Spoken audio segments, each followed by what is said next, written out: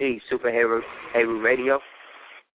You're now tuned in live. I'm your host, Radio-Aseer, along with my co-host, Selena, the Empress of 10,000 Years, and my brother, Sagar, and you. Thank you for coming through. Thank you for being here again on this Moonday night as we go in, As we always do, we want to give thanks and praise to the ancestors. That God forbid anybody who lost anybody in the past couple of days, the past couple of weeks. We definitely want to say peace and not shake to them and their spirit, So as we always do, hold on a second, guys. Right.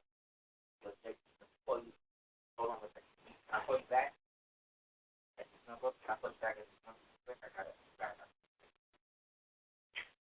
All right. Thanks, bro. Hey, everybody. As you always know, how we always do, we start from the Stella from the streets. No. Calm down. Stay on broadcasting. Just keep the pen right there. You want to let them know you're on, or if not, you don't have to. No, I'm just pressing the chat. You know what I'm saying? I just want everybody to know. There's a lot of different things going on. Sorry, took a second to get the show in, but we've been going through some definitely interesting things in the past 24 to 48 hours. But thank you guys also for tuning into the last show we had, in which we had those blog talk problems or whatever. Thank you again for holding us down and seeing what it is we go through to bring this thing to you every week on a consistent basis, or as consistent as we can be. So as we always do, we could deal with some of the things that are starting to trend in terms of the overworld or overview of how the world is running right now, so that way we can get into, again, the metaphysics of that and to get to clear and concise ways of what we can do to protect ourselves during the exchange of all of these things. So one of the biggest things that's going on right now is the fact that, again, China has now vetoed a bill that was passed by the UN Security Council to invade Syria. This is a major repercussion, and it's something I think was not expected by the so-called international cabal, just due to the fact that Syria is one of those places that they need in terms of the linchpin to solidify and foment their overall war in Africa and everybody else and everywhere else. But now, because they know that this is what's going on, they can't really afford that. So what they're trying to do now is shift gears and make it into a more internal African war, okay? So based on this now, with the African thing, like I said, we've been discussing the imminent invasion of Nigeria and the sorties that they've been running in Nigeria for the past 2.5 years now. Well, these sorties have now reached a fever pitch in the sense now that they have more and more people that are starting to come and start to prepare to be a part of this thing. By this thing, I'm talking about the overall war that's coming to destabilize Africa. Not only as a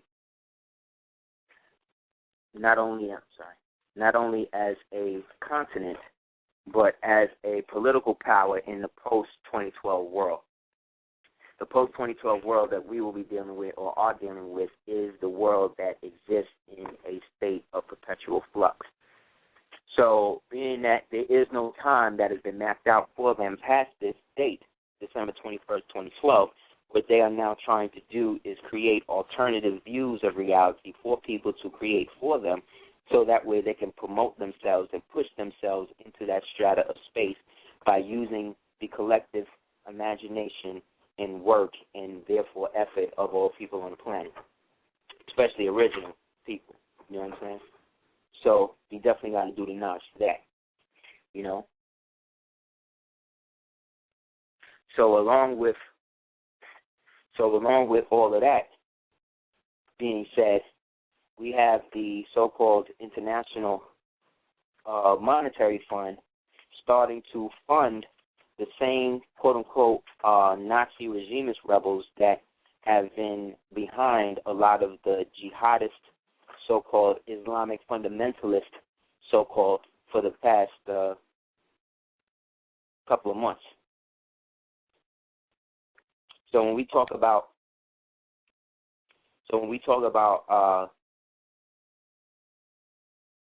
the militias and the things and these different things like that and these insurgents, what we're really talking about are governments that are tied into the United States intelligence system. Okay? The United States intelligence system is also the British, Israeli, and French intelligence systems through Interpol. So based on that, like I said, we have this overwhelming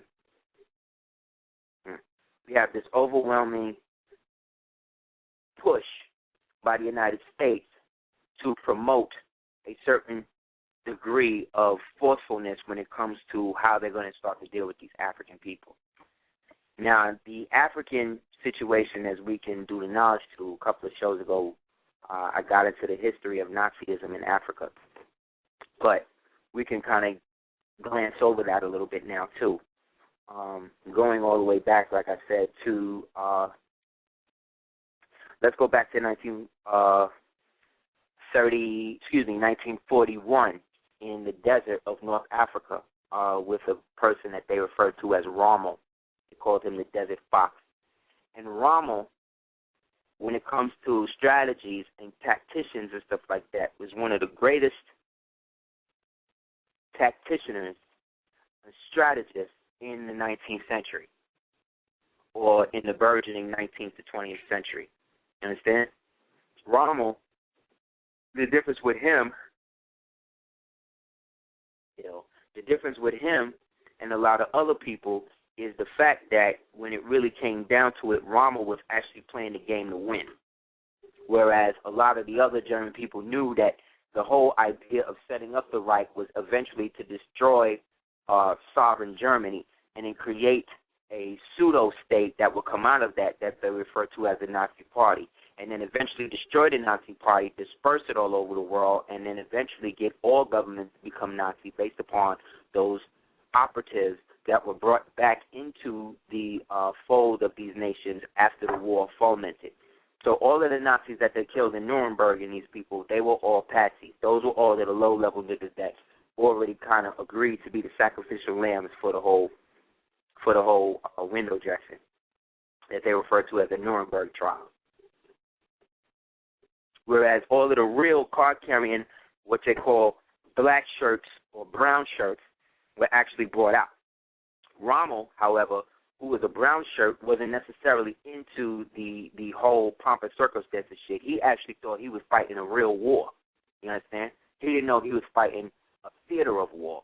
So in the process of that, he made alliances and got pulled and gave tribute to the last, let's say, sovereign or Moorish emperor of Morocco, who was a Moor, referred to as El Glawi Pasha. He was referred to as the Black Panther. Okay? He died in 1956 in the same, and then maybe by 1966, you get the rise of the so-called Black Panthers in America. But El Glawi owned thousands of white women, thousands of slaves that he would let languish, white people specifically, that he would let languish in the hills to be able to have that all worked out. You know what I mean? So it's a situation where they created a vacuum, a power vacuum, in which the other European nations that were fighting on the soil of North Africa were being put in situations where they were meant to pay tribute to the Moors of that empire, or specifically to El Glawi Pasha, who then used that money to foment a rebellion and reinstitute African so-called independence away from the French and everybody else. Now, certain people in historical circles would say that El Glawi was really a puppet and stuff like that, but of course they're going to say that to somebody who really was so autonomous that they would bribe him with thousands of bars of gold because he wouldn't accept no fiat currency. in order for them to fight their war there. So Rommel created a good relationship with him. And in the process of that, he basically put Rommel on to the fact that the whole thing was a scam and that eventually that they was going to scapegoat him. So what he needed to do was find a way out of his present position because there were people around him who really knew that the whole war was a joke, that it was really a window dressing for the greater war to come, which would be, again, where we are right now. So Glawi winds up dying by 1956, and everybody else gets kind of put under the bus. And after that point, this kingdom of Morocco was erected, and that's when they basically start to move from the Moorish side of the family to the Arabic side of the family, who were in the pocket of not only United States intelligence through Teddy Roosevelt for them, but also through UK intelligence, British intelligence. So after the death of Rommel, the Reich went to hell because, like I said, they say one learned man is worth more than 1,000 worshipers. This is what it said in the Quran. So because he was one of these white boys or these Germans that was really down for the get down, they didn't really know how to deal with him. So El Glawi was starting to set up different relationships with a bunch of other African kings that existed at the same time, both over there and over here. There are products in which they brought about a system in which they could be kind of unified due to the fact that maybe 20 years after his death, when he was alive, he was talking about a universal African or what at the time would be considered as an African diaspora, and finding a way to consolidate everybody's country into a grand consortium of indigenous lands and people. He was promoting this in 1955. So by 1956, he's dead. And then by 1965, we get the rise of what they refer to as Pan-Africanism. Okay? So to stunt a lot of this coming together of original people, what had to happen was that the other people had to be raised up in the meantime. So this is when they start to big up the Arabic side of the family, when they start dealing more with the Arabic countries and start to turn these warring Arabic Philistinian tribes into countries. You understand? So they set up little puppet people here and there to do so. The trainers of these people, a lot of them came from Germany due to the fact that after World War II, there was a huge foment of Arabic Nazi-influenced youth that were creating different parties amongst the Middle East that were basically tooled around Nazi fascist ideology. One of the biggest groups of these was in the Arabic world was a group called the Ba'athists Party. And the Ba'athists, or the Ba'athists, were the ones who were about Arabic, or what they would consider Arabic supremacy. In Africa now, though, you had another group, specifically in places like Uganda, as well as in places like off the edge of Kenya. You had a bunch of people who they refer to as warlords that started to rise up. These warlords basically got themselves in a situation where, got to a situation where they were actually able to use these people as a means to started to foment this and create situations where the African people would start to basically take care of themselves. Because Europe has always seen Africa as a problem. This is why they would use certain African peoples as a means to form beef with other African peoples to make it seem like Africa is just a purposely destabilized region. Okay? So those post-colonial African peoples were now put into situations of what the European or Germans will refer to as pogroms, where their whole countries, in a sense, were essentially turned into, like, ghettos. You know what I'm saying? So, for instance, the difference between a nation like Somalia and a nation like Zimbabwe is who is backing who. Kenya went through a state of, like most African nations, went through a stage where they went through heavy internal strife and what they refer to as tribal wars. But all of these tribal wars were fomented due to what happened after World War II. What happened after World War II was that after all of these African nations started crying for their own independence, you had a guy named Prince Bernard, and then you had another guy named Prince Philip. Prince Bernard was the head of the Netherlands. Prince Bernard, is a card-carrying, to this day, was and is a card-carrying Nazi. He put his man on, his cousin, who was a Windsor, a.k.a. Coburg-Saxe-Gotha, a guy named Prince Philip, who is the, I guess, grandfather or great-granduncle of William and Harry, who is also the biological descendant grandfather of Kate Middleton. So we're talking about somebody who is the paragenic grandfather of the bride and the groom, which is showing that this is an ancestral marriage based upon magical intent, which is to produce malefic entities in the world and basically foment everybody. So in the process of this, Prince William and them realized that they couldn't hold down the world in the old capacity, specifically the African nations in the capacity that they had been doing it. So what they decided to do was set up what they referred to as nature preserves. These nature preserves would allow the white people to be able to come back to Africa every once in a while and do safaris and gaming and stuff like that, while this would still allow the so-called African people their independence. But what they didn't tell the African people was that these nature preserves would take up basically 80% of the country. You understand? So 80% of the country does not belong to the country that it's in, because the World Wildlife Fund is the one that supports these things, these so-called nature preserves that are really used as smuggling fronts and drug fronts for these African militias who are employed, by the United States, as well as the military intelligence and people like that, to be able to come up with different ways for them to find inroads into Africa and to destabilize the African nations that are trying to build themselves up.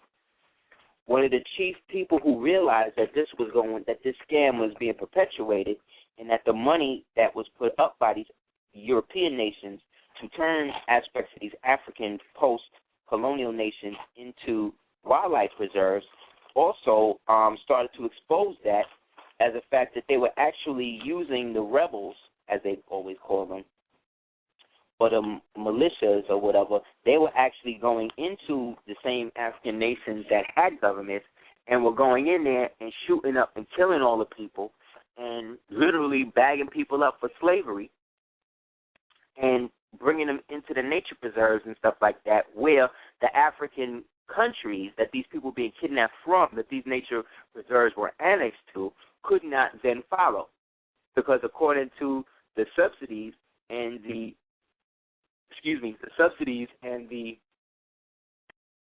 paid factor that these European nations would pay these African nations to keep these section of their country pristine in terms of wild, the stipulation was that you had to let that be under international jurisdiction.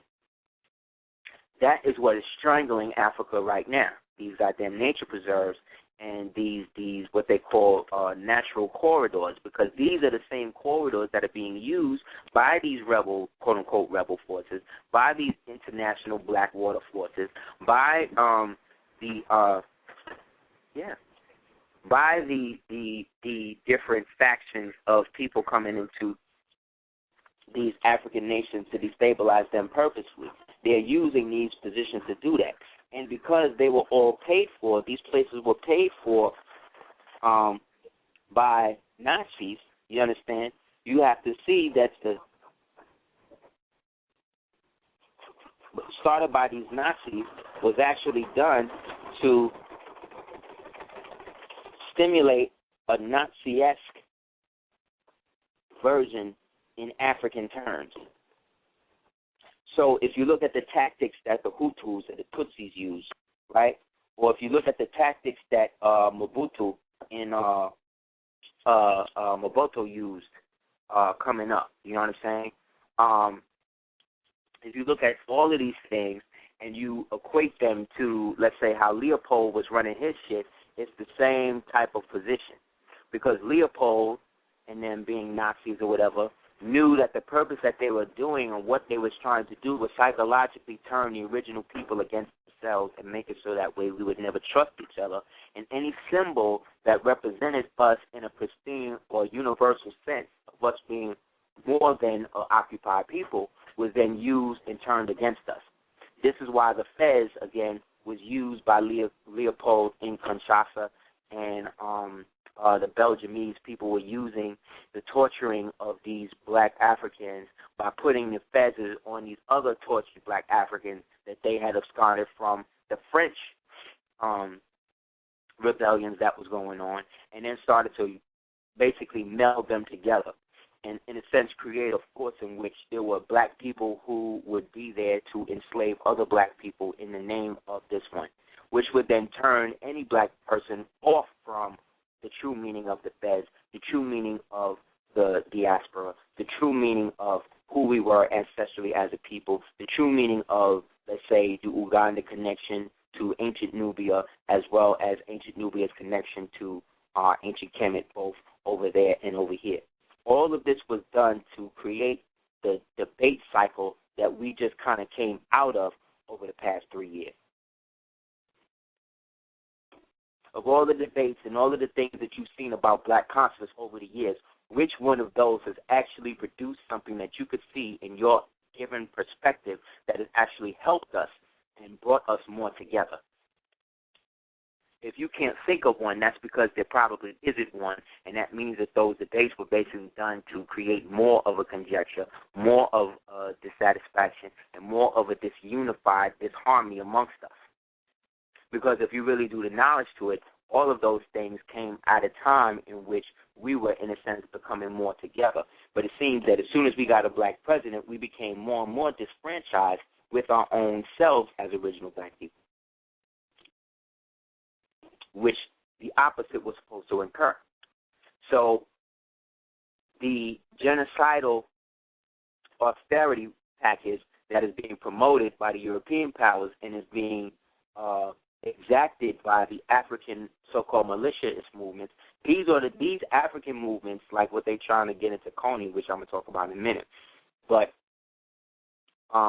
these militias, what I'm saying is that all of these had their beginnings between the era of 1943 and 1965, right around the time and the rise of what they refer to Pan-Africanism.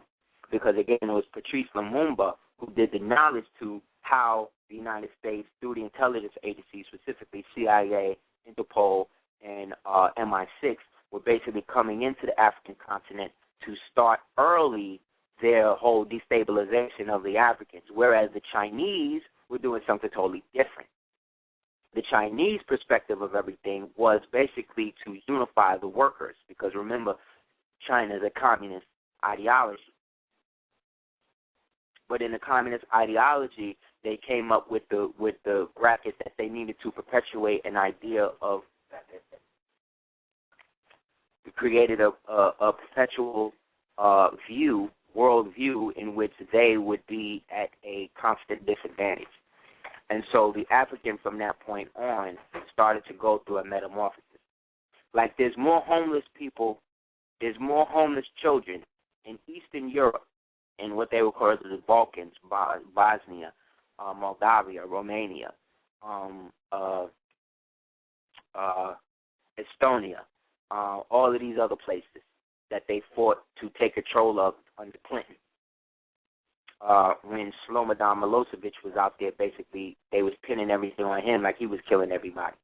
When in actuality, it was NATO using him and his position to go over there and kill thousands of people. So just like in certain Arabic countries and certain Eastern European countries, the oldest adult is 35. So you have a population where the oldest member of the population now is 35 because all of the elders in the population were killed off. This creates a climate of what they refer to as child rebel soldiers. These child rebel soldiers then basically get adopted into death squads, right? Either they kill them or they abduct them and turn them into what will eventually become Delta teams and black ops squads and things like that they can then rent out to other mercenary governments and countries all over the world. So again, there's way more homeless and orphaned kids due to war and famine and death and dysentery and shit like that in Eastern Europe than there is in Africa. Yet you'll never see these crackers going to Eastern Europe and adopting no kids, adopting no white kids. You never see that. What you see is these white people going into Africa and trying to take and adopt your children. Why? Because the idea is to make you look like you ain't doing shit and you don't give a damn about no African.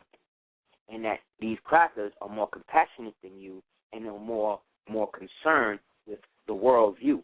But again, the crackers that's doing this, that's American, would rather go across the planet to do that as opposed to work with any Africans or black people that's here, unless you have gone through Katrina or you're a Haitian. You understand? But they don't do domestic niggas. They don't adopt domestic niggas because that's not to them old enough.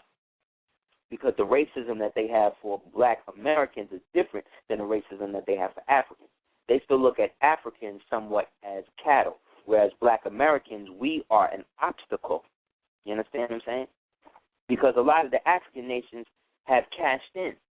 They have made money off of it. They have agreed to slaughter their populations and do that. You don't believe me? Look at Idi Amin. Idi Amin was great, right? He came in and and took control and basically kicked all of the what he called Asians, which were really Hindus or Indians, out of Uganda. But again, who propped him up to do that? Who was one of the people who was helping? Now, remember, Khalid Mohammed, peace be upon him, worked with Idi Amin. He was under him in his regime, and he knew back in the days, back then, the CIA connection and the Interpol connection. Oh my God! In the Interpol connection. Mm-hmm. Oh, it's beautiful. With that, you know what I'm saying? So they created a situation where he started to see the inner workings of how CIA and all of this stuff was going down and how they were intersection with that in terms of their plans for the African, right? The plans for the Negro or the nigger is totally different, you understand? Just due to that. So after Idi Amin was able to they was able to do what they needed to do with him, what they wound up doing was hooking him up with a new handler who was this little white boy who they brought over from Scotland. They actually featured this in the movie The King of Scotland, which was really about Idi Amin, but of course they'll make a movie about Idi Amin, but the star of the movie be the white boy. Just like when they did Last Samurai, the whole shit is about the samurais, but the star of the shit will be the white boy. You understand what I'm saying? Because the Last Samurai, of course, is going to be the white man who comes in to destroy the whole samurai caste, right?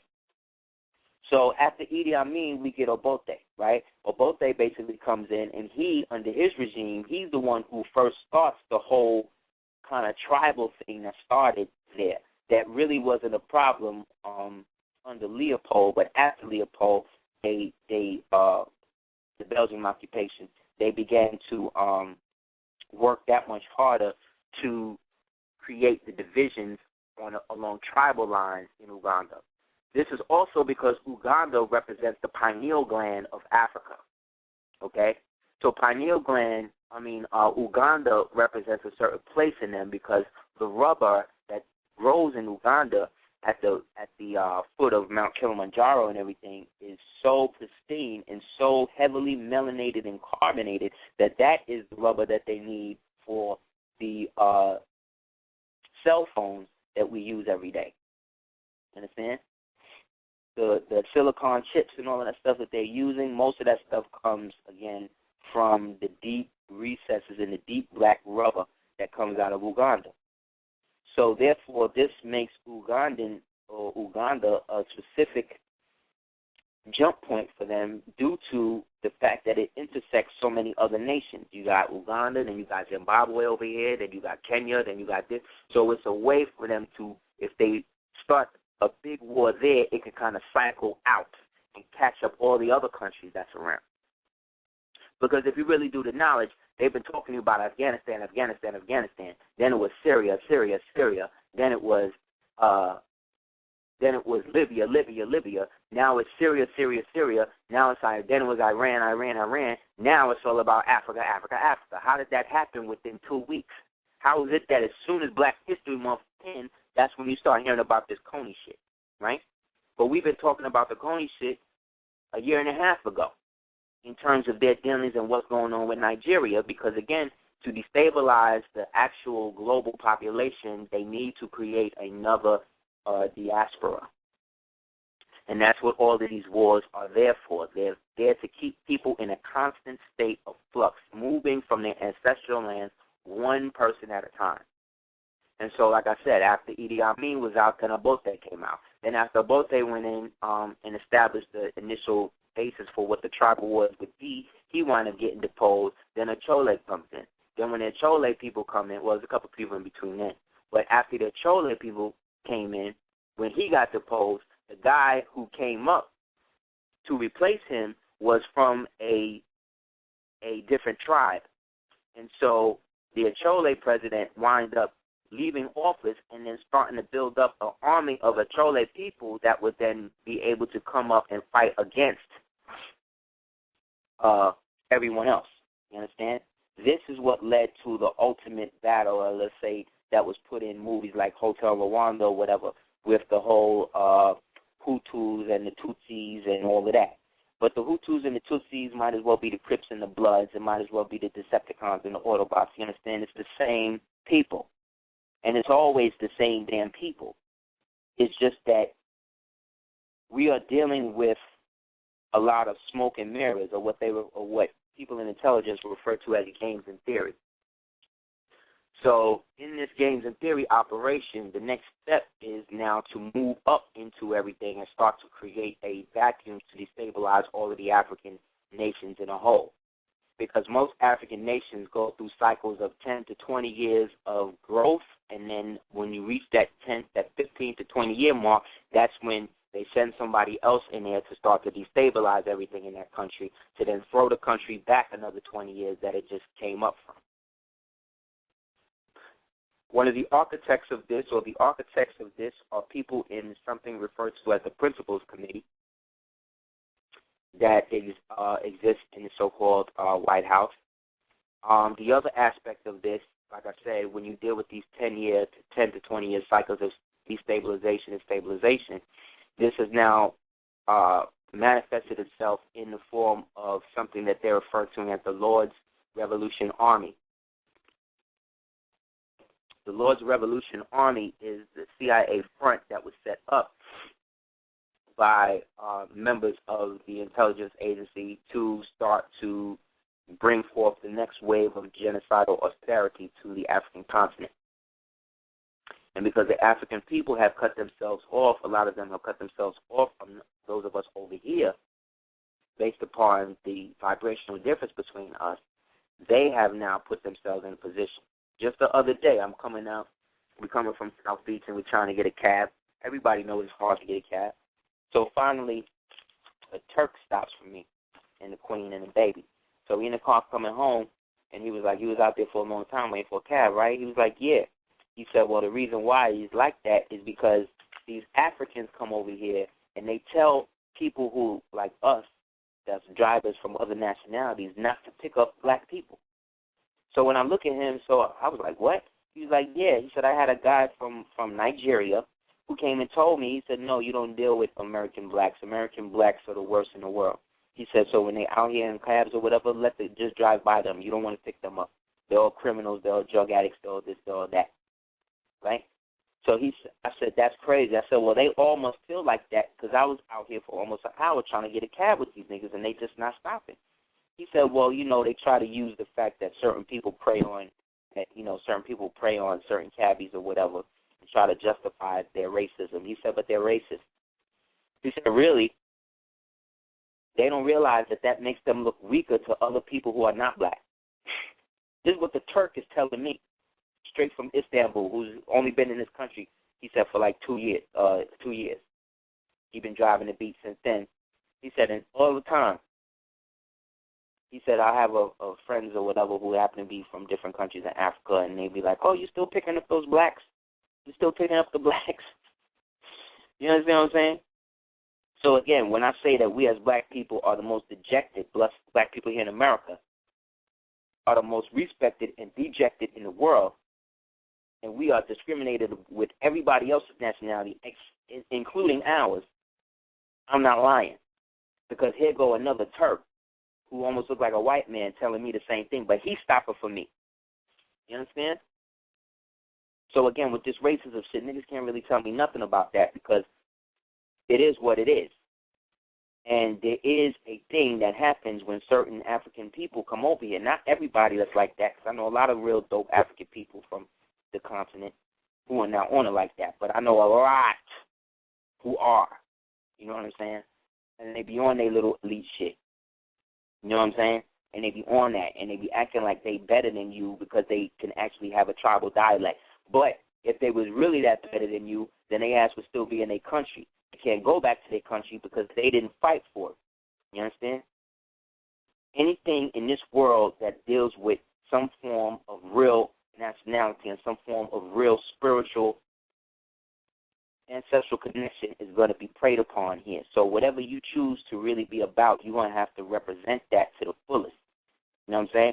So if you don't want these colonialists, these neo-colonialists to come back in your country, then you got to do things to fortify them, which means that you got to break off certain diplomatic stipulations that may agree. This is what Mugabe did in Zimbabwe. In Zimbabwe, for whatever it's worth, is one of the richest nations in Africa right now. Why? Because he don't really fuck with the West like that.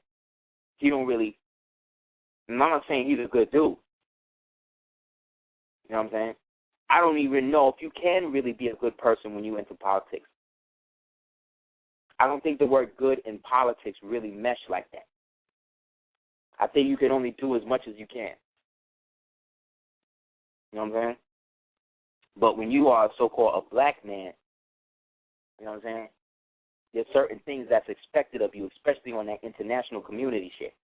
Because a lot of these blacks that live it up in Europe or whatever with ex-warlords, were ex-child rebel soldiers themselves, killing people and cutting up babies, cutting women's breasts off, cutting the tops of people's eyelids off, cutting people's lips off. What kind of shit is that? Who taught them how to do that? You understand what I'm saying? I done read about Shaka Zulu. I done read about all types of ancient African tribes, the Mandinka, the thing that. When you read about their wars and stuff like that, they wasn't doing that to each other. So how is it that after colonialization that this became the modern term or the modern means of warfare to show that you'll just go so out that you'll just become totally inhuman? You understand? That's not normal. That's not how a spiritual, tribally, austerity people deal with reality. They don't do that. The people who's training them to do that is the same people that is funding all of this bullshit. So you have the Coney situation, right? And Coney basically represents one of these Achole people who got kicked out and got Western funding to help go into the mountains in the natural nature preserve, because that's where his rebels are based at, in the nature preserves that are being funded and protected by the World Wildlife Fund, which again are fronts for drug smuggling, slave smuggling, poaching, ivory poaching, killing people, burying people, smuggling uranium out of some of these African countries, deposits and stuff like that. So most of these people,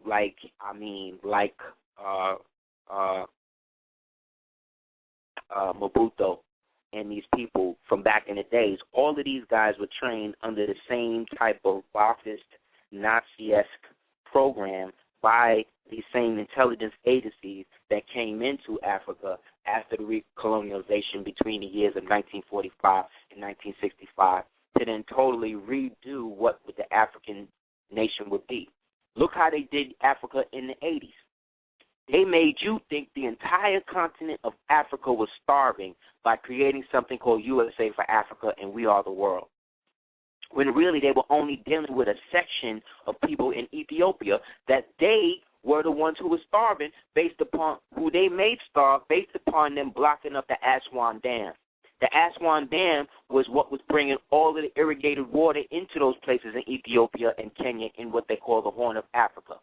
And what did these devils do? They moved the temple of Abu Simbel first, and then they created the Aswan Dam so that way it would flood all of Nubia.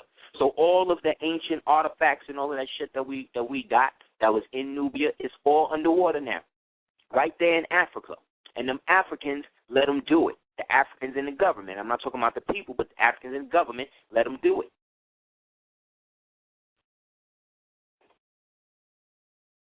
The so-called Arab people have no genetic connection to the people that live from the ancient people that exist in Kemet. The people that's there in Kemet today are not the direct bloodline descendants of the people who founded all the pyramids and all of that, regards to what Zachary Hawass or any one of these devil royal British astrologers or archaeologists is going to tell you. Nobody that exists in Samaria today other than the original black people, that's another thing you go online. Google black Iranians. Google black Afghanis. Google black Pakistanis. Google black any nation that they at war with right now. Put black in front of that and see what come up. You'll see the majority of the people that's getting killed and slaughtered look like me and you. That ain't no damn coincidence. That's not me being racist. That's not me targeting and making something that's not real or, into something that is. This is what's going on. They have targeted original people, period. The genocide that starts with killing the original people started with the death of Gaddafi. Why? Because Gaddafi was part of the Pheasant tribe, or what they refer to as the Fuzzy Wuzzy tribe, which was the black tribe that descends directly from the Quraysh, which is the tribal lineage family of the Prophet, not the fake Prophet Muhammad that came 200 years after the death of Muhammad bin Abdullah, bless the dead, peace be upon him. Because, again, there's two Muhammad. So when you got a lot of these Moors out here and a lot of these Muslims out here talking about, the Prophet this, the Prophet that, they will talk about the Prophet, but they building on the false one that came after and how he flipped the Quran into something called the glorious Quran. Those are two different things. The closest version to a Quran that, in my opinion, is one of the most, is the one that was put forth by Yusuf Ali. Black man, you understand? So we, again, as original people, are the only ones that seem like shit is better if somebody else do it and not black people. And that mentality is starting to kill us. It's killing us. The main person in charge of this push for the whole Coney shit right now is a chick named Susan Powers. She's a part of what they call the Principals Committee. She's basically she's the step down from Hillary. Excuse me.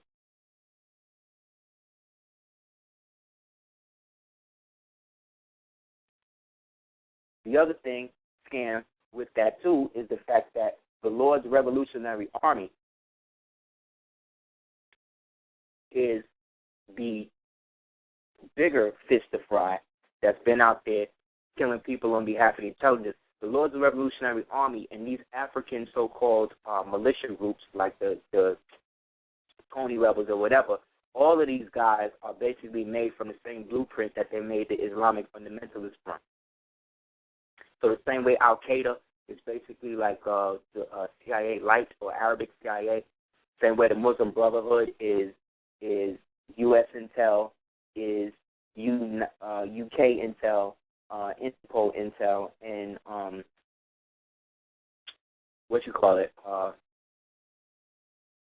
French intelligence, right? this is all fomented to create what they call the ultimate battle, which will justify the rise of AFRICOM in Africa. AFRICOM is being run by a descendant of Charles Taylor, or was being run by a descendant of Charles Taylor, the same dude that they want to punish now for war crimes, who used to run, what is that place called? Liberia, right? So the last white man to be prosecuted for international crimes against humanity was Slobodan Milosevic. This goes back to 1994.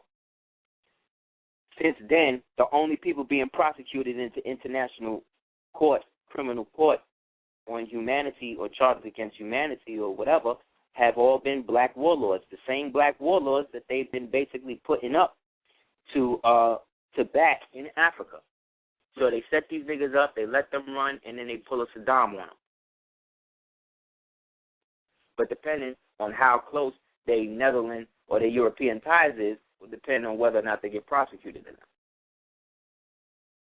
So Coney was being funded by CIA from when he was in the government. You understand? Funny thing about him, his body count is close to a little under maybe, let's say 90 to maybe 125,000. Maybe, this is what they're saying. I'm not justifying it. I'm not saying murder is good. I'm just saying in terms of his death tally, what he's been able to accumulate. Because, see, you got to kill a certain amount of people as the African and show yourself in. Because, in a way, they're following the perverse. They're basically perverting the degree that says that you have to produce 4 devil heads, and then you would get a free passage into the holy city of Mecca to build with your brother Muhammad. So it was back in the days, those people who wanted to go to Mecca to study, Mecca being the best part of planet Earth, wherever that was at the time, all you had to do was go up into the hills, right, to prove yourself a brave, and cut off the head of 4 different devils, you know what I'm saying, whether they be Sasquatch, bears, or whatever, and then produce them back to your local imam or grand visor, whoever that was, and then you would automatically get a pass. So basically, that's the same thing they're doing now, just in reverse, right? So Coney's body count is like 125,000, but the president of Uganda, under his watch, there's been over 7 million people killed. But ain't nobody talking about him, right? Due to dysentery, famine, all types of shit. My man just came back from Uganda with malaria. You know what I'm saying? Just got over the shit. Because the rubber, like I said, the deep melanated cosmic molecular rubber that they use in that is being brought forth. And therefore, that rubber exists in the physiology of the people themselves who grew up successfully through generations in that place, eating the food that was grown in the dirt in which grows the rubber and everything else, who drink from the water that helps create the rubber and all of that. It's internally in them. Just like everything internally is in us. What they say, we are all full of stars, right? So based on that, pineal organ harvesting and things like that will be at an all-time high. I'm trying to find and localize what branch of whatever government agency is responsible for pineal extraction in genocidal situations like that. But I'm still digging on that. So you have the Lord's Army on one side, who are basically poised to invade the Central African Republic. Then you have the quote-unquote blue rebels in the foothills of Nigeria that have been sending in sorties in there to do their thing. Then at the same time, you got this dude Coney now, and the whole propaganda wing of that is something referred to as invisible children. Now, these so-called invisible children are a group of concerned people from Uganda who are urging the United States basically to invade. And these so-called Ugandan people who people this organization seem to have the ability to get OX Lion, Macs, iPads, laptops, film editing equipment, you know what I'm saying?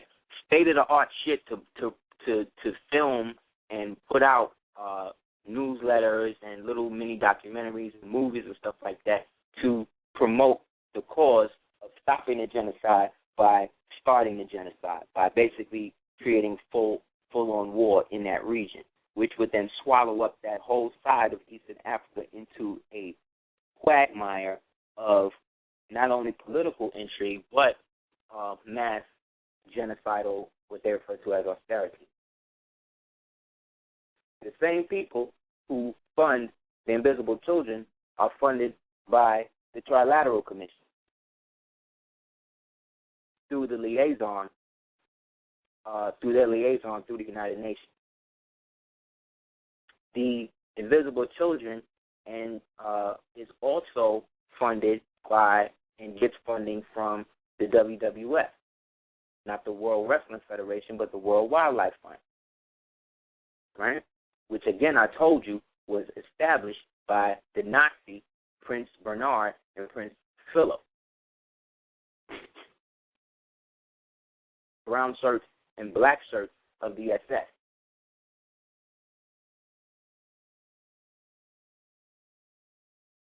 Right? Greenpeace is also funded by them. PETA is also funded by them. And all of these companies, what they all have in common is that they all receive a certain degree of funding from the Soros Foundation. And we all know about the benevolent George Soros, right? Those of us that don't, that's the guy that basically paid to get the guy that's sitting in office now president. He's the new Onassis. Him and Evelyn and them. But because we don't even focus on who is running these corporations or what these corporations really represent in turn on a tactical level, because what we're talking about now is an overall stratagem of world domination. The same way you'd be playing the game Risk is the same way we're analyzing this now as non-enemy combatants. You understand? Because we have nothing to really gain or lose from anything that these people are doing because we have already won. So, like any quote-unquote neutral nation or whatever, you got to assess the given political stratosphere of what may be going on in a specific way to allow people to be brought forth in a consistent manner. You know what I'm saying? So it's in a situation now where people are being more and more accumulative in their reasoning as to why we even pay attention to certain things. Because this situations are the provocation for them to do the things that they're doing in reality. You know what I'm saying? And so that reality, again, is based on whatever they perceive it to be for whatever political agenda that they're trying to procure. And that agenda for us specifically is the destruction of black civilization, because that is the only way that they will be able to live or have a world for themselves in which they feel that they can be themselves. But at the same time, in the very back of their mind, they know that they can't really have a world without us. You know? So it's a paradoxical conundrum that will never be solved. So we, as the ones that's basically going to prevent this from happening again in the future, need to have a sense of clear through line as to why and how these things got that way, so that way we can safeguard ourselves from ever having to experience this fictitious timeline again. So the true basis of all of this, as well as destroying black civilization, is to get the Chinese out of Africa, because the Chinese are actually doing the opposite of what they're doing in their own country, which is promoting situations where they can have their own autonomous, but they're starting to get into breeding programs where they're starting to amalgamate with black women out there. So I wouldn't be surprised if in the next 10 to 12 years you see a whole new crop of Asiatic, African / Chinese / Olmekian type of black people now cropping up in certain parts of Africa, which is also why they want to start to do these wars and kill as many people as they can so that way they can get rid of as many as what they refer to as dark Africans as possible.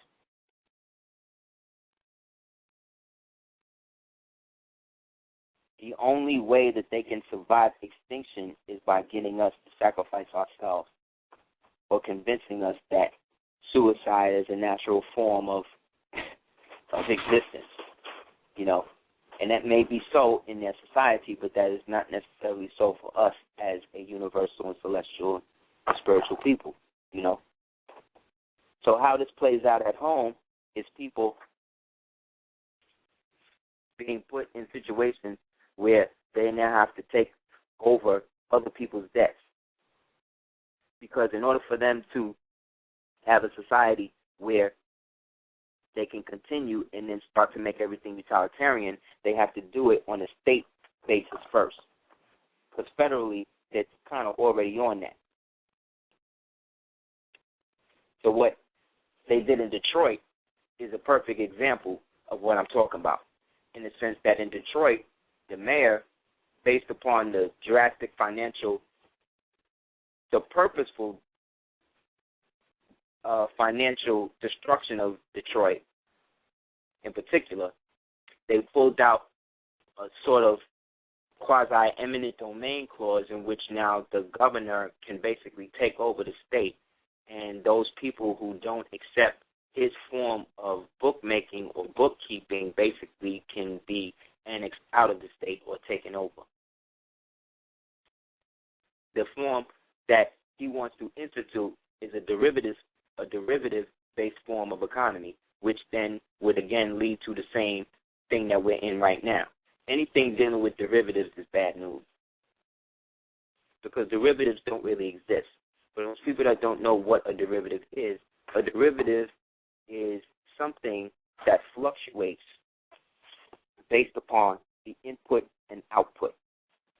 Therefore, that means that a derivative is basically anything, you understand, that goes or deals from one state to the next. So anything based in a derivative market is something that is going to eventually make money and then lose it.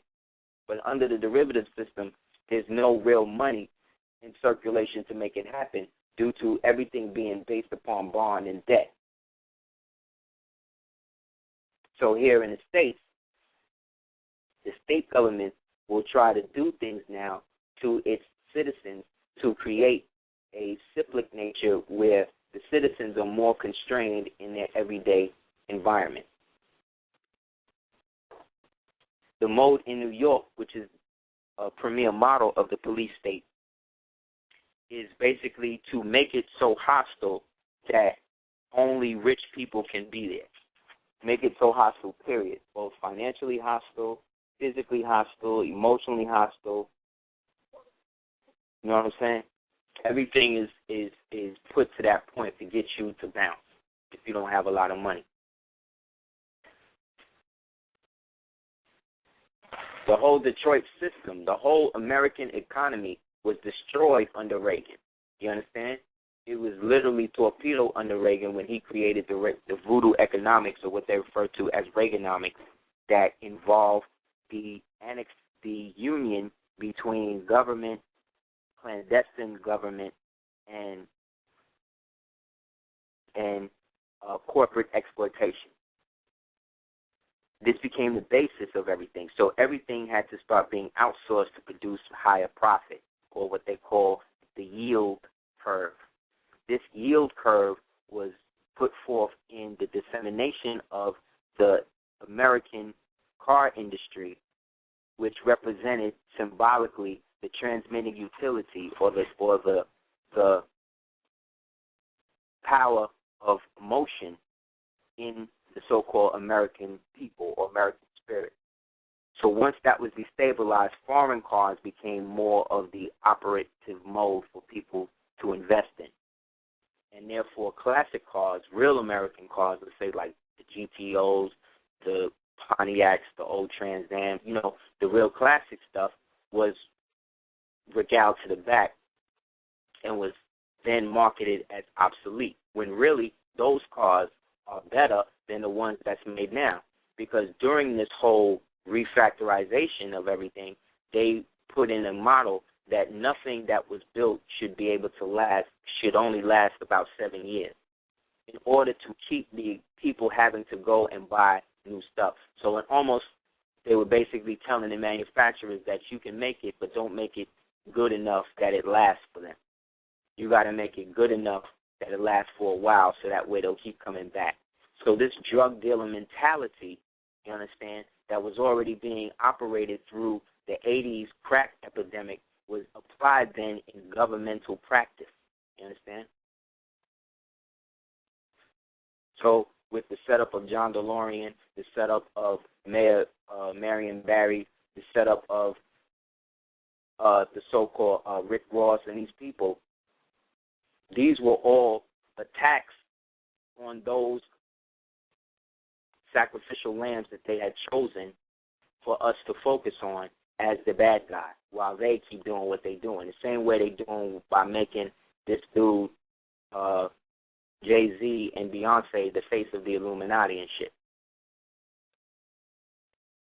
So that way, 10, 12 years from now, when you think of the Illuminati and shit like that, their faces come up with Rothschild and everybody else.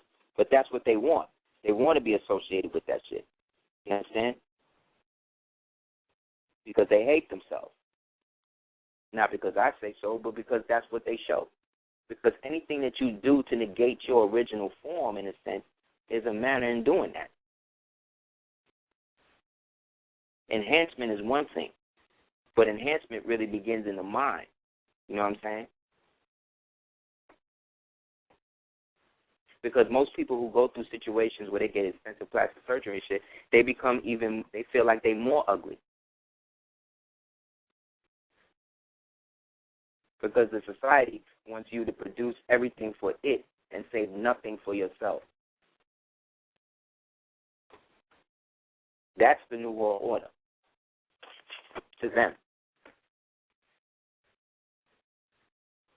Yet, to the rest of the universe, it's the opposite of that.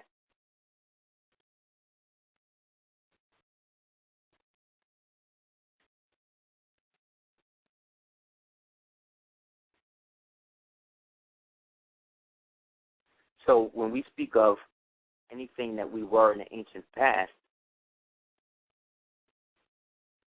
we are speaking of things that represent us now in the present. Because everything they're using, they got from you. Everything they can use, they'll get from you. So you have to realize when they're talking about the ancient aliens on TV, these ancient aliens that came to Earth and they're showing you all these graves and all this shit, that's the G. Substitute extraterrestrial for original Asiatic. Substitute alien contact for original interpersonal relationships.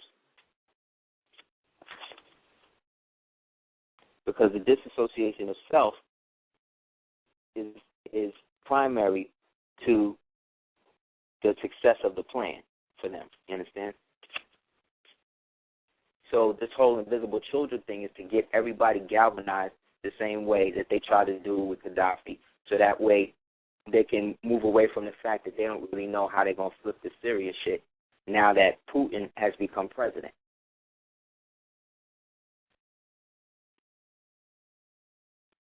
Medvedev, who is the president of Russia, was kind of a puppet of Putin anyway. But don't mistake that all these people are still kind of together. You know what I'm saying? To a certain degree. They're just warring on how it is they want to be able to rule everything.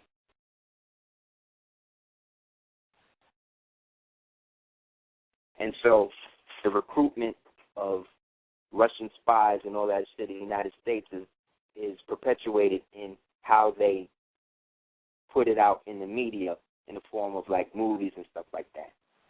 It's to make these things look cool. Whereas in the 80s, the Russians were the total enemy. Now, in the movies, the Russians are almost helping the Americans fight against the American government.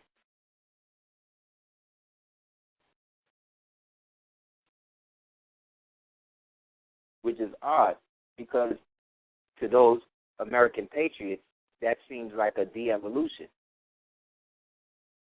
But they was down with it up until a point. You know what I'm saying? Up until the point where they flipped it on them.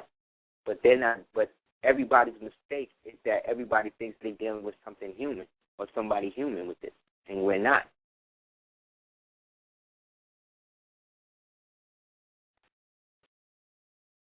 We're dealing with human operated functions, but the method and the image and the things behind them are totally obscure.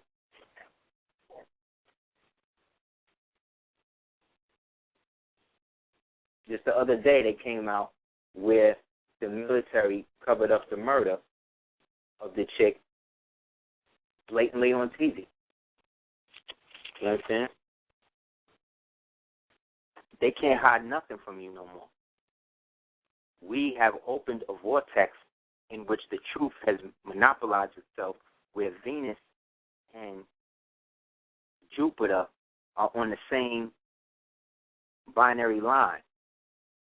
Therefore, the frequency of war, because they use Venus in their occult ritual to evoke war and bring war to different places in the globe, they are using that energy to bring forth an abundance of it, because Jupiter is the mother and therefore represents the abundance. The moon is the wild card in it, because the moon is in a different place every 2.5 hours. So this is why information changes from moment to moment here. You understand? But prior to the cleaving of the earth and the moon, over 66 trillion years ago, we were in a triple stage darkness, in which everything infinite was manifested by what we brought out of ourselves in a bioluminescent fashion. Therefore, once creation was, in a sense, created, the downgrade of us became such that we began to become more involved materially with what it is we witnessed and were a part of creating through the benevolent love of the Almighty, which is the collective universal fabric of what we refer to as reality in a whole.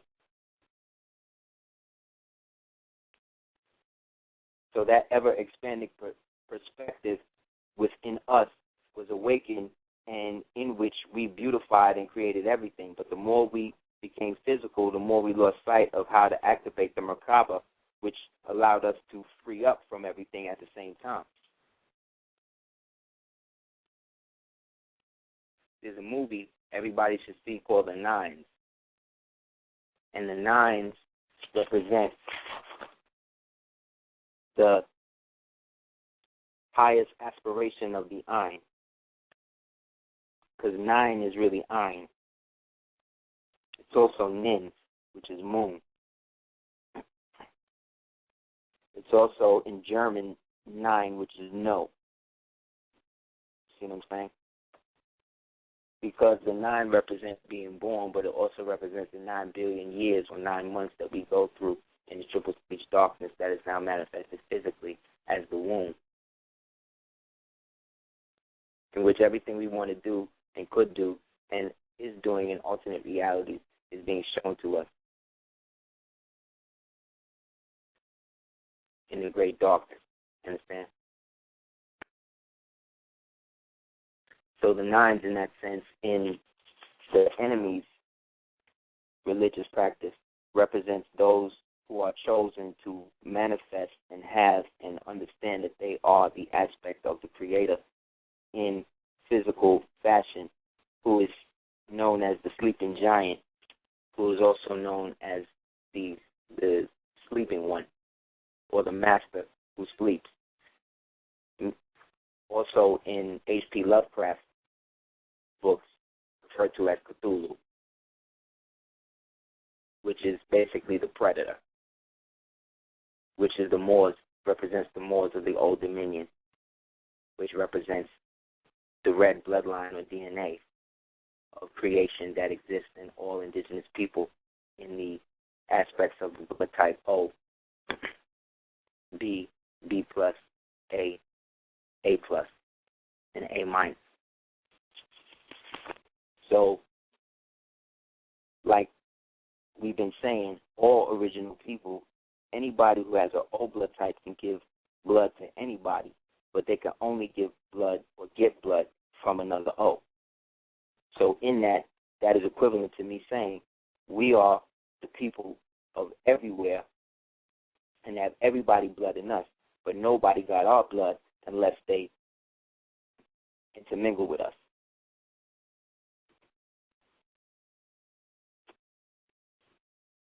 Because the O is the Om, and when you flip Om is Mo, or Mo,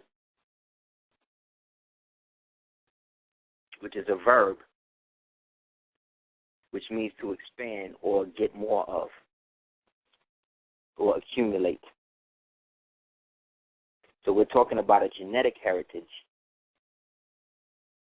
that is being attacked in a post-nuclear genetic war for so-called racial superiority by an Anglo establishment that has dedicated itself to absorbing and eradicating the original indigenous O's off the planet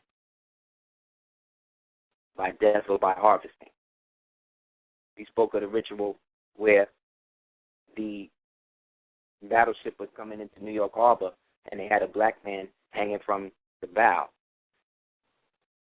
And they said that he hung himself. And that has still never been resolved. We have the little girl in Boston, I think, or Philadelphia, whose window was shot through, and they ran up in the crib and ran in the room and shot the baby point blank. That has still never been resolved. We still have the whole thing that happened with Gavin Cato. That's never been resolved. These things accumulate in time and act as condensed matter that float past us every day in what we refer to as clouds. That we have the ability to burst and change if we focus on the aspect of cloud bursting, which is to be able to stare at a certain cloud formation and break the cloud up yourself. The trick is that when you do it, you have to acknowledge and understand that you are doing it and it's not just happening and you're deluding yourself. Because reality, again, is based on how you are functioning in it. So when we're discussing these worldly things, material things, we're discussing them from a perspective of looking down, almost like a bird's eye view of what is happening and what points and what people in those points are actualizing a certain symbol or symbology that is a symbol for us in which way to move further into the future by avoiding that. It's not necessarily for us to get caught up in it to the point that we mentally bring these things to our door.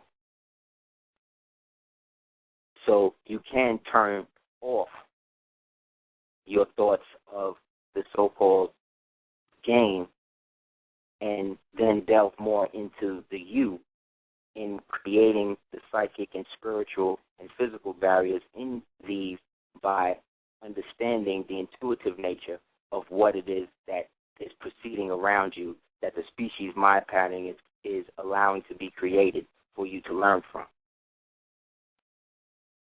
Therefore, all knowledge is good.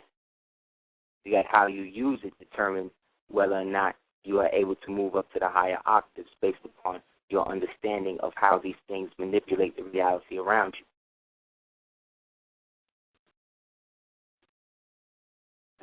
You do affect people. You can affect change. You can do the things that you say that you can't do. You can go it alone if you have to. You can receive help when you need to and take it for that. You can give it and take it for that. Yet everything is based on reciprocation, because that is my eye.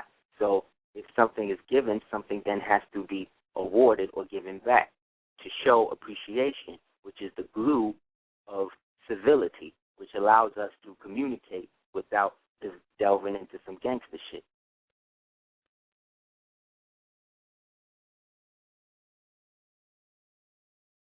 So the particle accelerators that are used through media and civilization sculpting are used to promote a certain idea of disassociation between you and what it is you perceive happening around you.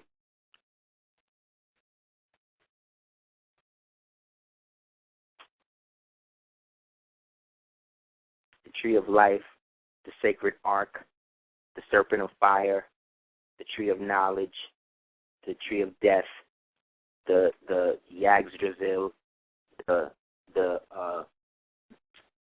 Tekken, you know what I'm saying? The great wars that followed, meaning the epics that are talked about in the Ramayana dynasty.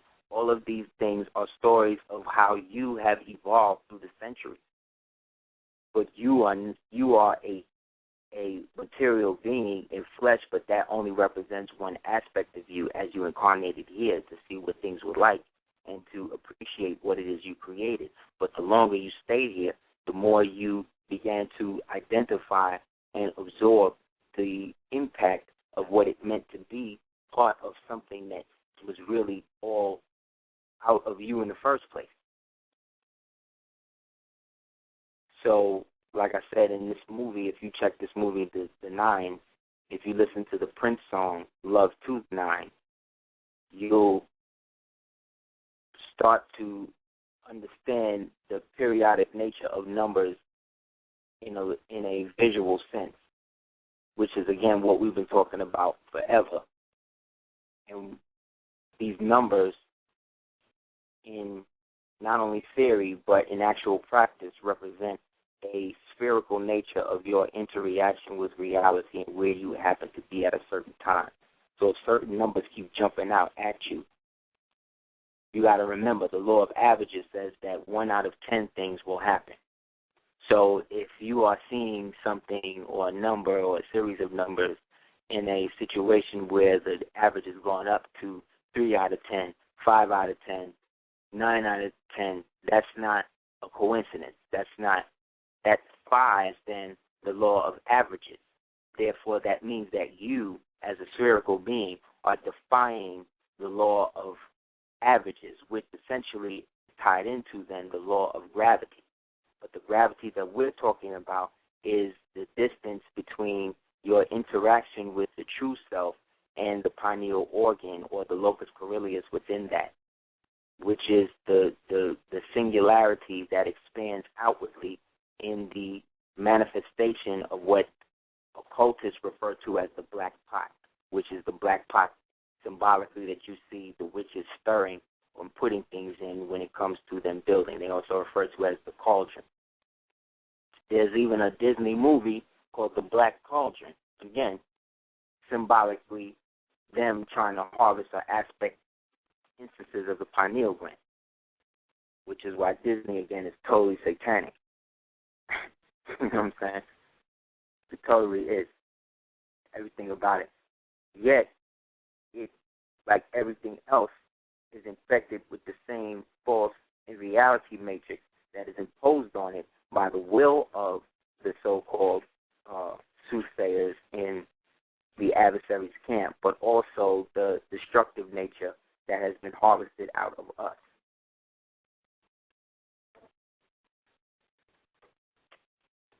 Therefore, the fear matrix is enhanced. So let's see if we get some calls. 478. Hello? Peace. What's up, brother? Yeah. Peace, God. I was listening to the show like last week. You said something that made a lot of sense, whereas the original man is not a caveman, and the caveman is not an original man. And I was thinking to myself, this shit is really simple. It's like the only power that they truly have of us is us not knowing who we are, us not knowing our history, us thinking our skin is bad, our hair is bad, and all of this type of stuff. Because, like, some days I might wear my fez, and I notice more of them know what's up with the fez than our own people. Is like everybody around the world know who we are. They know our history. They know who we are. So I feel like they reversed it, and the shit is simple. Like, when we know who we are, he's out of power. When we know our culture, when we take pride in who we are, when our queens stop perming and bleaching their hair, the shit is simple. We're in Aquarius, too. Yeah, that's it. And the Aquarius means being detached, because that's one of the qualities of being an Aquarius. And we as original people, like we've been saying on the show, we don't practice the ability of indifference or detachment. We instead involve ourselves in other people's reality without first fortifying our own. That's why whenever you see a movie, there's always the black girl, the one black girl with the 4 or 5 white girls who's like the add-on, who don't really have no family, who don't really have no story. She's just there to glorify the white girl. Or you'll have the black man who is then put in a position where he has the black woman, but she's made to look crazy. And so the only person that's looking out for him then is either the light-skinned black woman or the white woman. You see what I'm saying? Yeah. So I agree. You said something about the rap videos, and they have mulattoes or light-skinned women, right. Whereas they like I'm not gonna say we weak-minded, but I feel we weak-minded. Like, I mean anybody, but I feel we weak-minded. We should be able to see the divide and conquer tactics these people is using. Like, I feel like some of our people know this. That's what I'm saying, and I want it to be known, first of all, I think all original black women are beautiful, from the lightest of the light to the darkest of the dark. I'm just saying that based on how things are being put in where we are now perpetuating this so-called light-skin, dark-skin shit, black men who are in positions of power to then present a certain image. Like, if Barack was married to a white woman, he would not be president. That's everybody can agree to that. So that shows then that there's a certain respect that comes from two original black people who are. But you got to say they have to use that. That's his power. Like the caveman, he has to use the skin color and this bullshit. Like See, you see what I'm saying? But that's what I'm saying. But then it happens. Then we self-perpetuate. Well, not us, but members of our so-called skin color perpetuate that in only choosing a certain type of phenotype of woman, and then at the same time having the other woman in a more menial position who happens to be of darker skin. That's the reality that has been perpetuated in our community for the past 150 years. That, again, was instituted through means of mind control or, let's say... because we physically... We are physically... But that all came from integration. All of that shit started in integration. How do we go, again, from 1960, where everybody got afros, to 1979, right, where everybody still got afros, but then from 1979 to 1986, everybody got perms and jerry curls? How did that happen? When did that become the basis? How did we evolve into that? We evolved into that because we became integrated and bust into different communities and realities where certain members of us as black people, as melanin, physically adapt to situations. So to make this situation more comfortable for me, I'll change the texture of my hair or take the bass out of my voice or walk a little lower to a sense and may even realize that I'm doing it for that reason. But either way, it's then put me in a physical position to now adopt another behavior that's not my own. Okay. And we are the only people on the planet that do that. We're the only people on the planet that do that type of shit. Now you got people trying to look like black people and all that, but it's still like caricatures. Very few other nationalities that really understand who and what we really are and shit. I feel like this how I feel. They know who we are. They're not going to tell us. So they're laughing at us like, oh, man, these motherfuckers, they don't know who they are. And we said this and we said that. Problem. That makes them part of the problem, though. You see what I'm saying? That's like you knowing that somebody put poison in this drink, and then I go and get ready to drink the drink, and you just let me drink the shit, and then say to yourself, oh, well, he should have known better. Like, I got to tell you something. I got to tell you a story. The other day, like, it was a conversation that happened. It was an Asian woman. It was some brothers. And the brother said, man, there's no black people in China. I'm like, the original Chinese was black. And the Asian woman, she was like, okay, yeah, how did he know this? And then she started, saying, yeah, that's true. So I felt like, man, like, everybody know what's up. It's just our people, man. Our people is just the sheep.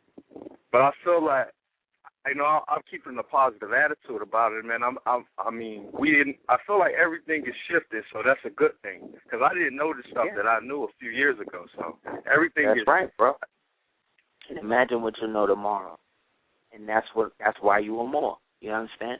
Because you always accumulate something to internalize it and make it better, not only for you, because when you make it better for you, you make it better for your community, because your community is a reflection of you. So anything that they inject in a community becomes something that everybody gets onto. And so things like trends and fads are means of social engineering to see how susceptible we are to certain concepts. You understand? So when they injected the polo thing back in the days, that was like a instance where they were trying to look at the perspective of us in a more regal or nobility sense, due to the crests and the colors and the intricacy of the imagery, which reflected ancient Moorish Holy Roman Empire imagery of the Bavarian Empire. So when we start breakdancing, or when we start wearing flat top fades, that's us wearing feathers naturally without no fabric. You understand? That's them being like, damn, these niggas is defying gravity. We're the only people who could do something like that with our head. You understand what I'm saying? That's why they need us to deject ourselves, which then negates our own power, which then makes us more susceptible for influence. It's a step-down process. It's not just a full-on attack, because you just don't become evil. You got to be seduced into that. You got to be nurtured into that. That's why they want you to become a part of certain things, so that way you could be around people who think a certain mode of behavior is okay. When morally, not morally like M-O-R, but morally like M-O-O-R, you know that there's certain shit that you just don't deal with as a civilized person. As a civilized being. So you're not necessarily, so they can't send no white woman to you. They can't send no black woman to you that's on some straight sex shit. They can't send some just throw a bunch of money at you and say, okay, do this. They can't get you to be in a situation where you compromise yourself. Hey, take this picture and I give you $10,000. You're not going to do nothing like that. So they can't really do nothing with you. They can't bribe you. Like, this is how they run their society. You know what I'm saying? They can't really do nothing with you. So you're on their books under the term disregarded entity. You understand what I'm saying? You're not really anything they can really deal with, so they just kind of like got you over here and just like observe you. They send their ghosts on you. The ghosts are the FBI photographers that just follow everybody all day. They so ill, the FBI don't even know where they are because they hired by CIA. You know what I'm saying? So they don't even trust themselves. All right. You know what I'm saying? You know what I'm saying? So it's a roundabout is what they call it. So essentially it's like, it's really what you say it is. You know what I mean? More than what they going to tell you it is, because they always going to tell you is you the problem. But you're the problem because you're the solution.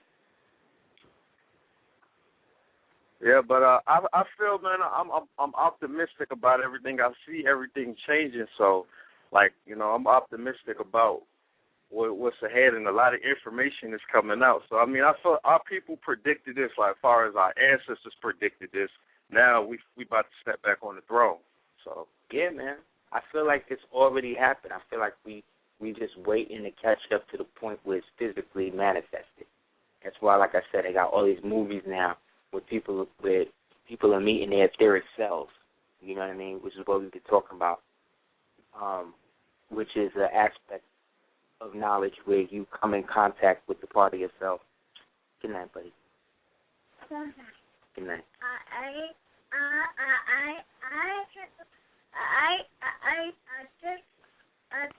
just want to eat some cream.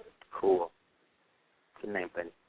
And that's what winds up happening. Everybody becomes part of a system where they either are part of it totally or understand that it's something that's passing away. And when you look at it like it's already done, you don't have to get so caught up in the perspective of it happening, you know? All right.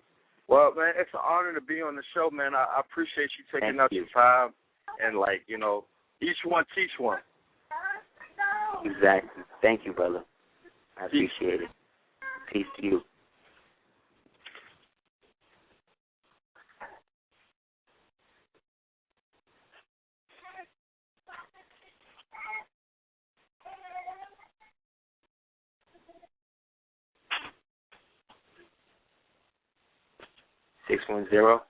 Super Heru Radio. Peace, Aseer. Peace, brother. How you doing, man? Doing good, my brother. Thank you, man. I just want to thank you once again for coming through with this powerful information. Really appreciate that. Thank you, just want to know if you can give me some insight, my brother, in regards to I was on a meditation a while back, and I was in the middle of my meditation. I felt like I was like transported out of my body, right? And I find myself in this dark space, and all of a sudden I find myself in a triangle, right? And I'm asking myself, what am I doing here? And all of a sudden I feel the presence of these beings around me, right? And they had like a luminous glow to them. It was like a purplish, bluish, luminous glow to them. But I knew they didn't have the appearance of a human, because they had no eyes, no nose, no mouth, no ears. But it feels like I can actually, even though they didn't have any mouth, I can actually feel them speaking. It's like we were communicating telepathically. Mm-hmm. So I sensed like they were surrounding me. It was about 4 of them, and I sensed they were talking to each other. And one of them said, I overheard one of them say, "He's one of us," right? And then the other 3 just stood there hovering around me, just watching me. And as soon as one of those beings said he's one of us, they kind of just stood there for a while, and then they just disappeared. And then I find myself, coming out of my meditation and finding myself back in my body. So I just wanted to ask you if you can give me some perspective from a metaphysical side of it to see, what kind of experience I had, and if you can give me more insight into that. Was there a lot of royal blue and violet and silver colors around? Yes. Like the triangle had like a golden glow to it, and the beings themselves had like a violet bluish glow to them. But I was like in a dark room. It was all dark. And was there a lot of stars? No, it was kind of like dark. What what I noticed was just those beings around me, and I noticed that I was like in a triangle, and it was a pretty dark area, but I noticed like I can sense them talking to each other, and once they noticed that I didn't react to them, I just stood there like in a meditative state.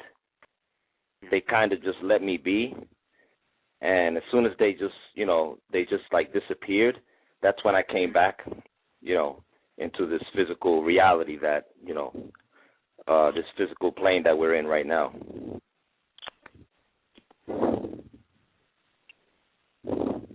Was there any like clouds, like nebulous clouds around? No. It was like totally dark.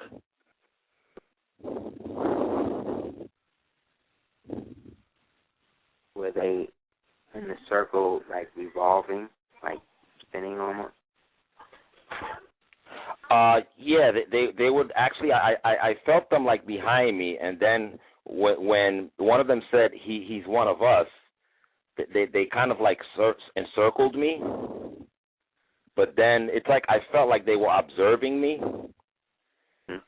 But then, once they saw that I continued in my meditative state, I noticed that they just kind of like disappeared. Mm-hmm. Yeah. Yeah, you probably got to a point where the alien part of you, like there's a point that you will go to through the process that they refer to as death, in which everything you are and will goes through this procession, but with your life. And as you're going through it, you get to a point where once it kind of goes into a different phase, but no longer what we would perceive as human. Right. And at that level is a jump point or an intersection point for different beings that choose not to downgrade themselves from here physical to be able to interface with people in meditative states or comic states or death states, because it's an interplace, where these things can coalesce, and the individual's experience determines through how far or not that you'll go. So when you coming back down to the meditative state is you going back down to the physical reality that becomes a system that you learn to navigate through. So when you saw them, did you see aspects of yourself? Like, did you look at your hands or anything like that?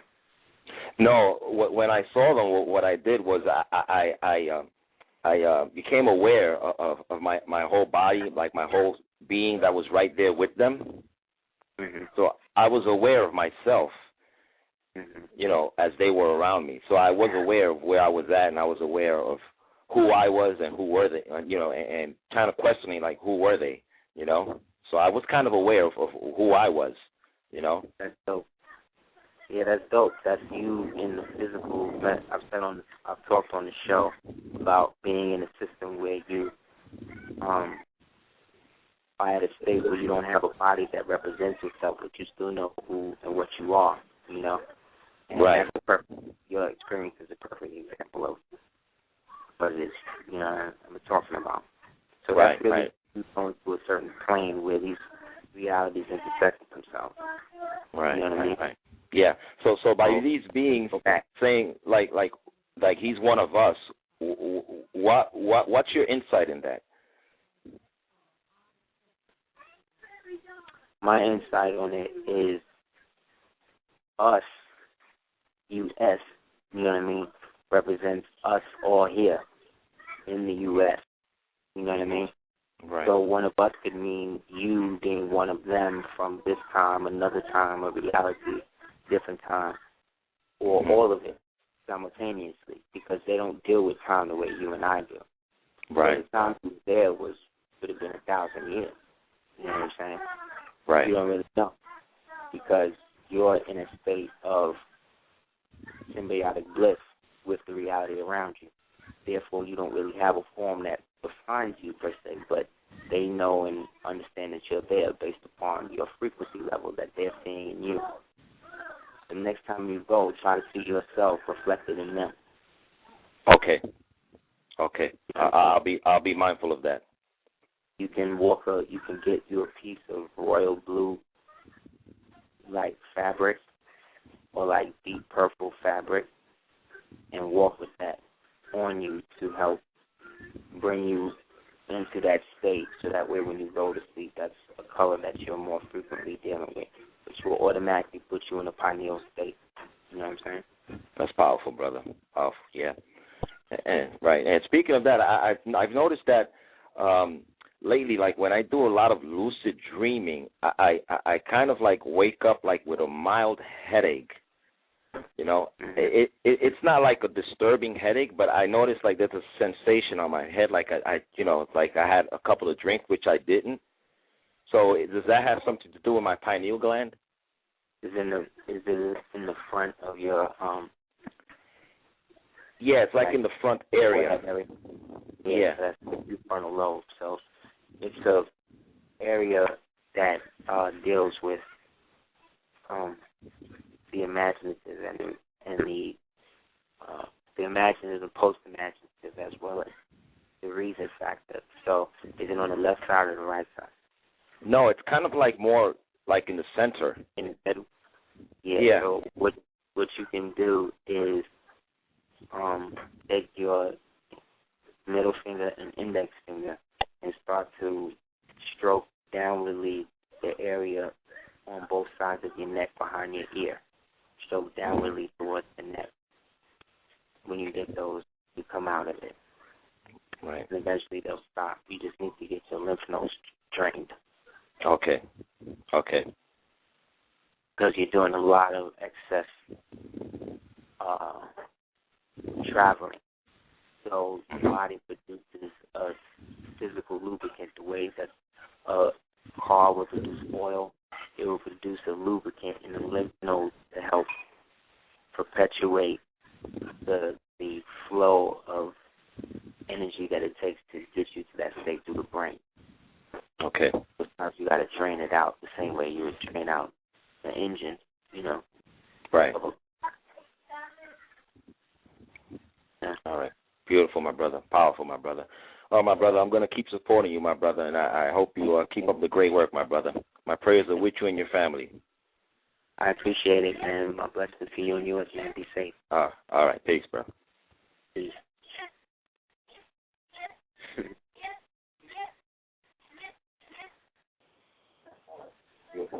704, you on Superhero Radio? Yes, am I on the air?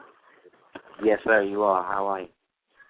How you doing, Aseer? This is Marty. I'm calling from Charlotte, North Carolina. I talked to you a couple of weeks ago, and I told you about my experience.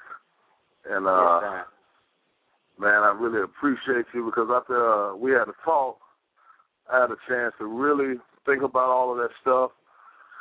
And I realized that, that's why they call it the initiate. You got to initiate any and everything that happens in your world. And, like, all those things you told me, it's like I remember things I did. Like, I remember the fact that I did see a picture of Horus in that book. Like, it was a real colorful pictures of the stars and all the stuff in the book.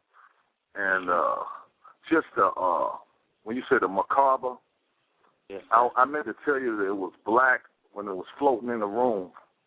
And it was like a trapezoid. And you hit that on the nose because I was reading that book, The Flower of Life. They had the 2 volumes.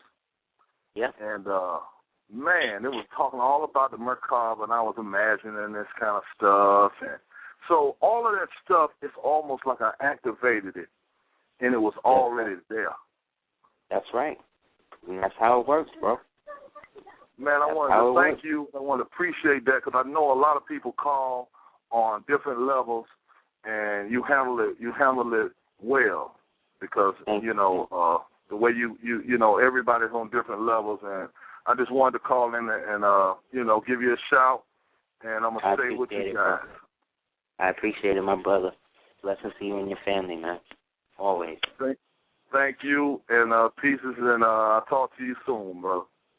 Inshallah. Thank you, brother. I'll speak to you soon. Peace. Peace.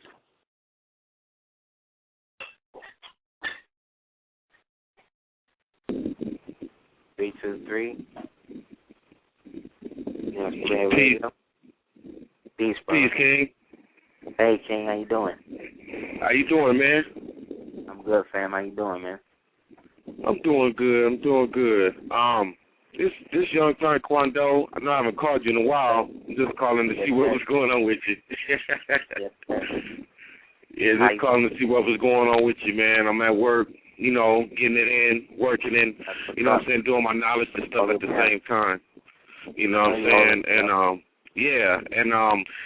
it's just the same old, man. You know what I'm saying? I got to call and give you a props, man, because I don't know. I've been experiencing like a lot of stuff, but it's been on a personal note, not on a negative note, but on a personal note. Like one thing, I stay like right down the street from for one of my friends' houses that I go to. You know what I'm saying, all the time. That's like my second home because I don't be dealing with people and the negative vibes that they be having. You dig? And every time when I go over there, man, because to be honest, we be playing like the 2K12 on the Xbox 360. Every time, as soon as I step foot in there, Aseer, the phone gets to ringing off the hook. And they don't stop ringing off the hook until I leave. Yes, man. I'm telling you. What's up with that? Your energy is setting it off, man. I kind of figured that. I tell you, it's like the more you build and the more you work on the refinement of yourself over the course of your life, the more you will constantly start to deactivate a lot of stuff around you. You know what I mean? Part of the reason why they do the things that they do sometimes to the show, I think, is due to the negative positive relationship that I can have with machinery, the technology. Right. I've been in situations like I was in court one time and different dates were coming up, different things when I was on, and the computer started malfunctioning, and it had been fine up until me. You know what I'm saying? So it ain't just coincidence, like I said. Right. In a substance where it's like it goes from being 1 out of 10 to 3 out of 10 to 5 out of 10 to 10 out of 10 times you're seeing the number 1111 or 222 or 555 or, you know what I'm saying? Something like that. That means that there's a part in your reality in which is trying to show you that you have reached a point where you are getting to be able to phase out of it because your consciousness level is creating a situation where you are defying the law of averages to be able to exist in this reality. That's why when you talk to people, they don't really hear you. Only if their frequency level is turned up, you know what I mean? They can really understand where you're coming from. So, hey, you know what? You're right. People want to recruit you. People want to get you in their favor. And this is an experience that we all go through as super Heruians in this whole matrix due to the fact that we're sovereigns who allow other people to do them. So if you want to be a slave, be a slave. If you want to be a king, be a king. Just don't be the type that's going to try to impose on my sovereignty because then I'll have to do the spiritual work to get you out of here. See what I'm saying? And that's what they don't want. They don't want niggas. They don't want black women to go to the pot on these niggas. You know what I mean? Because these niggas follow voodoo practices. These skull and bones niggas, they all under voodoo systems of occult worship. So all the real mambo priests got to do is go in and have a liaison with Baron Samdi or one of these niggas and tell them to go get these niggas, and it'd be a wrap. That's why they want to have a black woman in their arm all the time. That's like the daughter of Baron Samdi as their bride, the bride of Frankenstein. You see what I'm saying? Because they know they have perverted the original woman from her original sense, but she has now tried to make this nigga attractive to her. And so to do that, she has had to dehumanize and degrade herself to the aspect of whoredom for people to notice her. This is not necessary because this is what she want to do. This is what she feels she got to do. But then those black women who stand up and have integrity, Angela Bassett, who said, no, I'm not going to be a monster's ball. Soon as Monique is fine to have a show when she's heavy set, but then as soon as she lose weight, she lose her show. You know what I'm saying? Like how is all of this? How does this play in the psyche of young black girls that's watching this? What does this play in the psyche of young black girls or their mothers who allow them to watch the Nicki Minaj sacrifice on the thing and then still be a Nicki Minaj fan after that? Everybody who was low-minded, who worshipped that chick, was possessed from that, from this point on. So whatever matrix that they go through in life or whatever, Nicki Minaj will be a representation of an imprint matrix that they will use to consolidate whatever influence they want to exert on them. To the point now where they've used this to promote Bobby Christina to change her name. I don't know. You understand? Where now she wants to change her name to Christina Houston. Or this is what they're saying she want to do. All to spite the original man. All to spite the original man. So who in her life is promoting this? Oprah. And the same people who promoted Jennifer Houston after her family was killed. Right. All of this ain't no coincidence. How is it all of these celebrities is dying from the same shit in the same tub, in the same circumstances, but they're not supposed to believe in law of averages and that I can't go to face or whatever else? How is that? Right. How is it y'all killing all these niggas and all that? They can do that because people don't want to accept the fact that this is why Brandy and Monica could come out with a new song. That's called It All Belongs to Me. This is the first time they've worked together in 16 years. What kind of ritual is that? What did the letter say, Brandy? What did the letter say, Brandy? Who's pressing her to find that out? Because all of these people was down with it. But there's nothing in our community that we can go and investigate it for ourselves and find out what happened. So we got to wait until 2014 and see if Tupac won't come back. we got to go through crazy shit to see if it's really going to pan out how they predicted it's going to happen. Either way, you're right. It's about what we're going to do. It's about what you're going to do, what I'm going to do. You know? Right, so, exactly. So this is really us as the gods and the goddesses who are, in a sense, getting ready to get back on the ark to go back to the original. You know what I'm saying? Kind of talking about how this shit kind of got messed up on the way into the penthouse suite. You know what I'm saying? While we lifting off, like, bye, niggas. You know what I'm saying? You know what I'm saying? Like, bye, niggas, bye, white niggas, bye, black niggas, bye, Asian niggas, bye, everybody. I'm out. Because I was never really here to begin with. This place never really existed. I just got caught up in thinking it was something that it wasn't. Same way you could get caught up with a female thinking that she one thing and she not. And then what do as men? We get stupid. We base all females on this bit, and then it becomes a whole thing where we now try to hurt other females for like 2-3 years, and then realize, damn, I messed up with the one I really like. You know what I'm saying? Wow. And we go through that cycle of regret and guilt until some female come along and be like, oh, you know what? You actually a good person. You know what I mean? You really didn't know better because you ain't have no example of anybody who actually worked out a relationship. You know what I'm saying? You never was around anybody who worked out their problems. You know what I'm saying? Wow. You know what I'm saying? Wow. Yeah, you're right. Hey, you know what? Hey, Seer, you know what I was tripping off of when I was watching the new Bobby Christina thing, you know, when they, you know, talking to her, letting her know how she feel about their mother passed. Look, what tripped me out, man, because, you know, I've been doing meditations and all type of other stuff, too, because, you know, I'm trying to get further and further in my spirituality. And, man, I've been seeing some stuff, dude. I mean, it's almost like upgraded to another level or something. Because I'm seeing some spectacular stuff now. Oh, you know what it is? since the new moon has been here, because I think it's been here for maybe like 3 or 4 days, I've been meditating on those days. Yes. I've been meditating on those days, but and what I seen when I seen that Bobby Christina thing, you know what I'm saying, and I seen Oprah in the background, right? Okay, now I know you know this because I actually listened and watched one of your shows when you were talking about George Washington. Mm-hmm. Man, when I'm watching this video, you know what I'm saying, and they showed Oprah, right? And I was looking at the clothes that she had on. Man, she had on the same exact thing George Washington had on, man. The same exact clothes, black and white. Mm-hmm. I said, whoa, I had to stop the video, man, and I had to, like, walk around in my house because I was just like, wait a minute, man. I mean, it looked exactly like you was sure she was a man or something.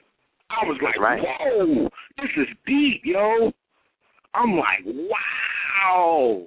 And they just put me in a whole different type of frame of mind to the point where I knew why she was there. Oh, man, I know why she was there.